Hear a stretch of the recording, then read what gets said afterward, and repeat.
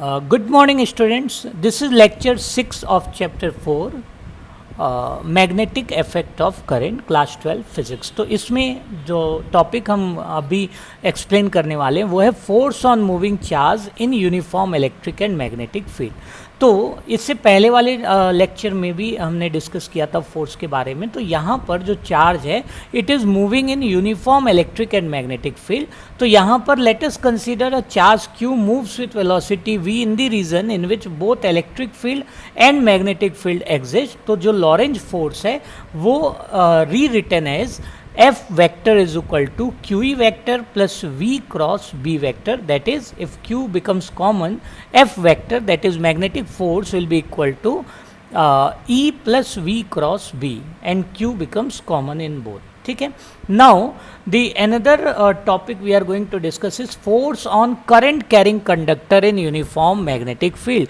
यानी कि इससे पहले वाले लेक्चर में हमने चार्ज पे फोर्स देखा था कि जब चार्ज एक्सटर्नल मैग्नेटिक फील्ड में जाता है तो कितना फोर्स उस पर अप्लाई होता है। अब हम देखेंगे करंट कैरिंग कंडक्टर को अगर हम एक्सटर्नल फील्ड में रखें। यहाँ पर आपको दिख रहा होगा कि एक अगर हमारे पास कंडक्टर है जो कि L लेंथ का है और इसको अगर हम प्लेस कर रहे हैं एक्सटर्नल मैग्नेटिक फील्ड में सच दैट जो हमारा वेलोसिटी वेक्टर है जिसे हम ड्रिफ्ट वेलोसिटी ऑफ चार्ज कहेंगे, इलेक्ट्रॉन्स कहेंगे, उसके और मैग्नेटिक फील्ड के बीच में जो हमारे पास एंगल है अगर वो थीटा है तो the force will be calculated as, first of all we know that on a single charge force will be QVB. now substituting value of Q as minus E क्योंकि हम इलेक्ट्रॉन को consider कर रहे हैं and VD be the drift velocity, then force become minus E VD vector cross B vector। ठीक है। Now अभी मैंने बताया कि सिंगल चार्ज के लिए अगर हम टोटल चार्ज के टर्म में बात करते हैं, n be the number density of electron,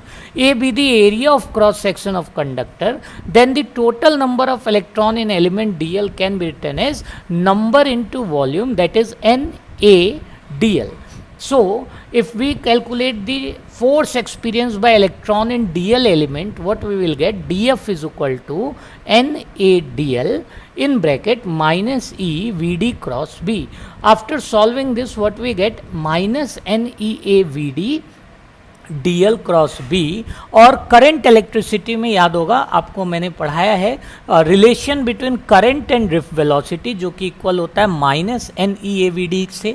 तो यहाँ पर हम minus n e a v d को सब्सटीट्यूट कर रहे हैं आई। ठीक है। तो यहाँ से हम डी एफ निकाल सकते हैं I into D L cross B vector, यानी cross product of length element and magnetic field. So force will be calculated by integrating df. Now what will it will become, it will become integration of I dl cross f vector. Now integration of dl become total length L, क्योंकि limit आपने देखा होगा consideration में भी हमने देखा था जो लेंथ है वो L है, तो लिमिट 0 to L अगर आप सब्सटीट्यूट करते हो तो dl become L.